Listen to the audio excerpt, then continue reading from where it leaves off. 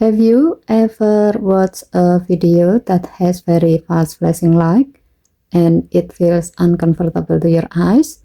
Some videos, especially music videos or action scene, may contain strobing effect, which are rapid flashing light.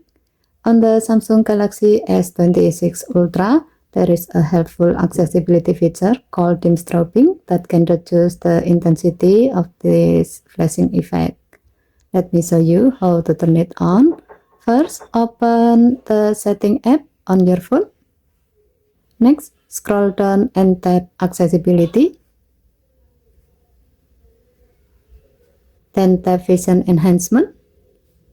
Inside this menu, look for the option called Dim Strobing. Now, simply turn on the switch next to this option.